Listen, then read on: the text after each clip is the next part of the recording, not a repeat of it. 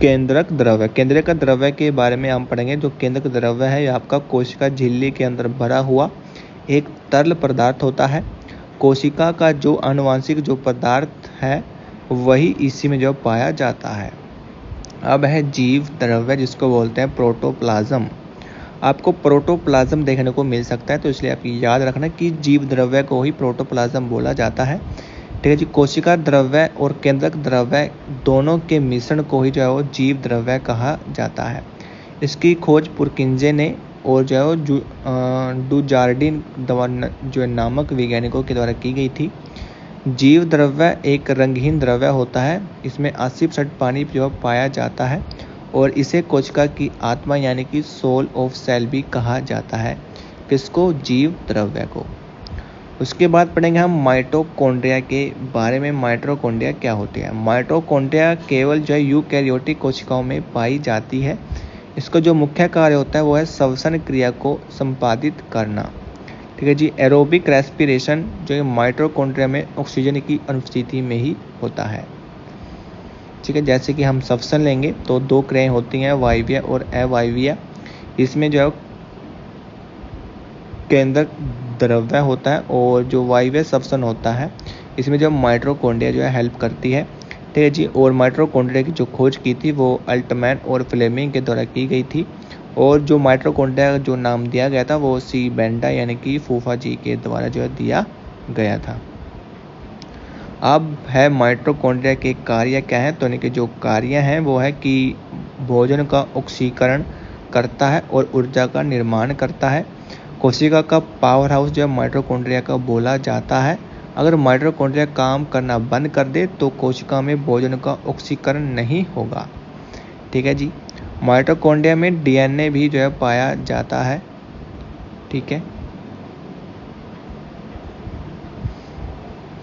उसके बाद आपका अंतः प्रद्रव्य जालिका यानी कि एंडोप्लाज्मिक रेटिकुलम। यह कोशिका द्रव्य में पाई जाने वाली नलिका जैसी एक संरचना होती है। यह केंद्रक से कोशिका झिल्ली तक फैली होती है। यह केंद्रक को आंतरिक सहायता प्रदान करता है, इसलिए इसे केंद्रिका का आंतरिक कंकाल कहा जाता है। यह केंद्रक के चारों ओर यांत्रिक सुरक्षा प्रदान करता है, इसलिए इसे केंद्र का सुरक्षा कवच जो है कहा जाता है। एंडोप्लाज्मिक रेटिकुलम वसा और प्रोटीन के निर्माण में सहायता करती है। अब पढ़ेंगे हम अंतः प्रद्रव्य जालिका यानी कि एंडोप्लाज्मिक रेटिकुलम। इसके दो पार्ट होते हैं, रफ एंडोप्लाज्मिक रेटिकुलम और स्मूथ एंडोप्लाज्मिक रेटिकुलम। तो जो रफ वाली होती है इसमें आपके जो है राइबोसोम पाए जाते हैं और जो स्मूथ वाली होती है इसमें जो है वसा का निर्माण जो है वो स्मूथ एंडोप्लाज्मिक के द्वारा जो किया जाता है। रफ वाली में बात करें तो जो रफ एंडोप्लाज्मिक है इसमें राइबोसोम जो है पाए जाते हैं और जिनके कारण जो है इसे प्रोटीन फैक्ट्री भी जो कहा जाता है। स्मूथ की बात करें तो इसे जो फैट फैक्ट्री कहा जाता है। उसके बाद क्वेश्चन बनता है कि कोशिका में प्रोटीन कहाँ पर बनता है? तो वो आपका आएगा राइबोसोम में। ठीक है। उसके बाद आपका राइबोसोम। राइबोसोम के बारे में पढ़ेंगे। यह कोशिका का सबसे छोटा अंग यानी कि स्मॉलेस्ट पार्ट होता है। यह प्रति केंद्रीय कोशिका और सुकेंद्रीय कोशिका दोनों में पाया जाता है, यानी कि प्रोकैरियोटिक और यूकैरियोटिक। यह एंडोप्लाज्मिक रेटिकुलम और कोशिका द्रव्य में भी पाया जाता है। इसकी खोज है वो पिलाडे के द्वारा की गई थी। यह प्रोटीन बनाने में सहायता करता है, इसलिए इसे प्रोटीन निर्माण की फैक्ट्री या फिर कोशिका का इंजन जो है वो कहा जाता है। प्रोटीन संश्लेषण, ठीक है जी, आप जो प्रोटीन अणुओं के द्वारा बनाने की जो एक प्रक्रिया है। राइबोसोम क्या होता है? जो कि आपका यूकैरियोटिक और प्रोकैरियोटिक में पाया जाता है, यानी कि जो 70S जो प्रोटीन है राइबोसोम है आपके प्रोकैरियोटिक में जो है पाया जाता है। मतलब यह है कि राइबोसोम जीवाणु में यह पाया जाता है और जो 80S राइबोसोम है ये आपके यूकैरियोटिक कोशिकाओं में पाया जाता है। मतलब यह राइबोसोम मानव में जो पाया जाता है। उसके बाद है लाइसोसोम। लाइसोसोम की जो खोज है वो डी डुबे नामक एक वैज्ञानिक ने की थी और जो लाइसोसोम है यह केवल जंतु कोशिकाओं में पाया जाता है। लाइसोसोम के अंदर जो है जो है हाइड्रोलाइटिक एंजाइम जो है वो पाए जाते हैं। ठीक है, और ये जो एंजाइम है यहाँ पर भी जो है वो मिले तो यह वाटर वाले भाग को जो ब्रेक डाउन जो कर देते हैं, मतलब वाटर को नष्ट कर देते हैं। उसके बाद लाइसोसोम को क्या कहते हैं? लाइसोसोम को आत्मघाती की थैली या फिर परमाणु बम जो है वो कहा जाता है। इसका कारण क्या है? क्योंकि यह कोशिकाओं में टूटे फूटे अंगों या फिर बैक्टीरिया आदि को नष्ट करने का जो कार्य करता है, इसलिए इसे जो है वो कोशिका का सफाई कर्मचारी भी कहा जाता है। उसके बाद है गोल्गी बॉडी यानी कि गोल्गी बॉडी। इसकी जो खोज है वो कैमिलो गोल्गी के द्वारा की गई थी और यह कोशिका के अंदर प्रोटीन और अन्य पदार्थों को एक स्थान से दूसरे स्थान तक ले जाने का कार्य जो करती है, इसलिए इसे कोशिका का पोस्टमैन या फिर यातायात प्रबंधक जो कहा जाता है। यह प्रोटीन की पैकेजिंग करने का कार्य भी करता है, जिसके कारण इसे कोशिका की मदर या फिर माँ जो कहते हैं। यह लाइसोसोम का निर्माण भी करता है। आगे बात है केंद्रिका। केंद्रिका जो है वो केंद्रक के अंदर उपस्थित होती है। यह राइबोसोम का निर्माण करती है। इसकी जो खोज है वो फोंटाना के द्वारा की गई थी। उसके बाद है तारकाई, ठीक है, जिसको बोलते हैं सेंट्रोसोम। आपको तारकाई की जगह जो है हिंदी में सेंट्रोसोम भी लिखा हुआ मिल सकता है। सेंट्रोसोम वह अंग है जिसमें 2 सेंट्रियोल यानी कि तारक केंद्र होते हैं और जो इसकी खोज करता है वो है बोवेरी। और सेंट्रोसोम जो है कोशिका विभाजन में सहायता करते हैं। कोशिकाओं में एक संरचना प्रदान करना इनका कार्य है। यह कोशिका विभाजन के दौरान जो है वो क्रोमैटिड्स को भी अलग जो है वो कर देते हैं। अब जो उच्च पौधों की कोशिकाओं में जो सेंट्रियोल्स जो है वो अनुपस्थित होते हैं। अब हम पढ़ेंगे लवक के बारे में, जिसको बोलते हैं प्लास्टिड। लवक नामक सिम्पर ने जो लवक नाम है ये आपका सिम्पर ने दिया था और इसकी जो खोज है वो हैकेल ने की थी। यह केवल प्लांट सेल और शिवालों में ही पाया जाता है और यह सबसे बड़ा जो कोशिकांग है। लवक भोजन के निर्माण में और उसके संग्रह करने का जो कार्य करते हैं। जो लवक होते हैं वो मुख्यतः 3 प्रकार के होते हैं, जैसे कि वर्णी लवक, अवर्णी लवक और हरित लवक। जो वर्णी लवक होते हैं यह पौधों को रंग प्रदान करने का कार्य करते हैं, जैसे कि चुकंदर, टमाटर, गाजर, पपीते का पीला रंग आदि।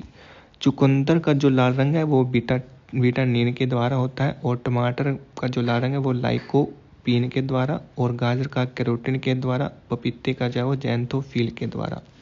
अवर्णी लवक। अवर्णी लवक क्योंकि इसमें कोई रंग नहीं पाया जाता, यह रंगहीन होता है और यह सर्वाधिक मात्रा में पौधों की जड़ों में जो है वो स्टोर रहता है, संचित रहता है। उसके बाद है हरित लवक। पौधों का जो हिस्सा प्रकाश में रहता है उसे हरित लवक जो है वो कहा जाता है। प्रकाश संश्लेषण की क्रिया जो हरित लवक में ही होती है। प्रकाश संश्लेषण के द्वारा पौधों में भोजन जो है इसी से ही बनता है। इसे कोशिका का रसोई घर भी कहते हैं। इसका मतलब इम्पोर्टेंट तत्व यानी कि मैग्नीशियम जो इसमें होता है हरित लवक में। ठीक है, प्लास्टिड पढ़ लिए, यहाँ से भी क्वेश्चन आपसे बनते हैं। उसके बाद है रिक्तिका, या इसको बोलते हैं वैक्यूल्स। ठीक है जी, यह पादप कोशिका में सबसे बड़ा अंग होता है। पादप कोशिका में, नॉट अ कोशिका, ठीक है, पादप कोशिका में। और रिक्तिका के कारण ही पादप कोशिका का आकार बड़ा हुआ जो है दिखाई देता है। यह कोशिका का खाली भाग होता है, इसलिए इसे कोशिका की खाली जेब भी कहा जाता है। आगे है क्रोमोटिन धागे, यानी कि क्रोमोटिन जो थ्रेड्स होते हैं, यह कि केंद्र का विभाजन होता है। ठीक है, जब क्या है कि जब हमारे जो सेंटर जो न्यूक्लियस होता है, जब उसका विभाजन होता है तब उसमें महीन धागे जैसी जो है संरचनाएं दिखाई देते हैं, जिन्हें जो है वो क्रोमोटिन धागे कहा जाता है। यह प्रोटीन और डीएनए से मिलकर बने होते हैं और क्रोमोटिन धागे ही आगे जाकर जो क्रोमोसोम यानी कि गुणसूत्र का निर्माण करते हैं। गुणसूत्र जिनको बोलते हैं क्रोमोसोम। यह कोशिका के केंद्रक में मिलने वाली धागीनुमा संरचना जो है गुणसूत्र कहलाती है। इसकी जो खोज है वो हाफ मिनिस्टर और स्टोर्सबर्गर के द्वारा की गई थी और इसको जो नामकरण है वो वाल्डेयर के द्वारा किया गया था। गुणसूत्र जिसको क्रोमोसोम बोलते हैं, यह कोशिका विभाजन के समय जो है मध्यावस्था के दौरान दिखाई देते हैं और गुणसूत्र हमेशा जोड़ों में पाए जाते हैं। गुणसूत्र की बात करें तो ये डीएनए प्लस हिस्टोन प्रोटीन से मिलकर बना होता है। समान प्रजाति के जीवों में गुणसूत्रों की संख्या समान होती है और क्रोमोसोम आनुवंशिक पदार्थों को एक पीढ़ी से दूसरी पीढ़ी तक ले जाने का कार्य करते हैं, इसलिए इन्हें आनुवंशिक पदार्थों का वाहक भी कहा जाता है। उसके बाद है कि मानव में जो 23 जोड़ी गुणसूत्र पाए जाते हैं, ठीक है। कायिक गुणसूत्र जिसको बोलते हैं ऑटोसोम, ये होते हैं 22 जोड़ी, महिला और पुरुष में समान होते हैं। और जो लिंग निर्धारण करने वाले गुणसूत्र होते हैं वो 23 जोड़ा XY का, ठीक है जी, जिसको लड़का बोलते हैं, अगर XX है उसको बोलते हैं लड़की, और यह लिंग का जो है निर्धारित करते हैं। आगे है कि डीऑक्सीराइबो न्यूक्लिक अम्ल यानी कि DNA क्या होता है, ये इसकी फुल फॉर्म है डीऑक्सीराइबो न्यूक्लिक अम्ल, ठीक है। DNA हमारे शरीर का आनुवंशिक पदार्थ होता है। यह बहुत सारे जो है ठीक है जी, न्यूक्लियोटाइड्स से मिलकर बना होता है, मतलब यह एक बहुलक है, ठीक है। DNA जो वो निम्न पदार्थों से मिलकर बना होता है। DNA में क्या होता है, शर्करा होती है, इसमें जो है डीऑक्सीराइबो प्रकार की एक ठीक है जी, पेंटोस शर्करा पाई जाती है। अम्ल होता है इसमें जो है न्यूक्लिक अम्ल पाया जाता है, मतलब फास्फेट ग्रुप इसमें जो है पाया जाता है। इसमें क्षार पाए जाते हैं, इसमें नाइट्रोजी क्षार जो है पाए जाते हैं। इसमें 4 प्रकार के जो क्षार होते हैं, एडोनिन, थाइमिन, साइटोसिन और ग्वानिन, ठीक है। इसमें A जो है वो T के साथ हाइड्रोजन जो है बंधन बनाएगा और C जो है वो G के साथ अपना हाइड्रोजन बंधक जो है बनाता है।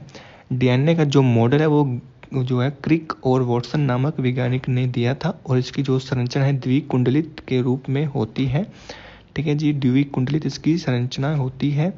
और जो केंद्रक है वो माइटोकॉन्ड्रिया और हरित लवक तीनों में जो है DNA पाया जाता है, केंद्रक में, माइटोकॉन्ड्रिया में और हरित लवक में।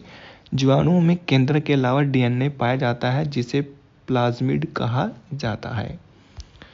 नेक्स्ट पढ़ेंगे हम जीन, यानी कि जीन क्या होते हैं। DNA की न्यूनतम लंबाई जो विशिष्ट लक्षणों को धारण करती है वह जीन कहलाती है, जिसकी खोज करता है जोहानसन, ठीक है जी। स्मॉलेस्ट यूनिट ऑफ क्रोमोसोम क्या है, जीन होती है। गुणसूत्र की सबसे छोटी इकाई क्या है, जीन है। DNA प्लस हिस्टोन क्या है, जीन बन जाता है और इन्हीं जीवों के माध्यम से एक पीढ़ी दूसरी पीढ़ी में आनुवंशिक लक्षण हस्तांतरित करती है। जीन आनुवंशिक पदार्थ को धारण करने का कार्य करती है, इसलिए इसे आनुवंशिकता की इकाई कहा जाता है।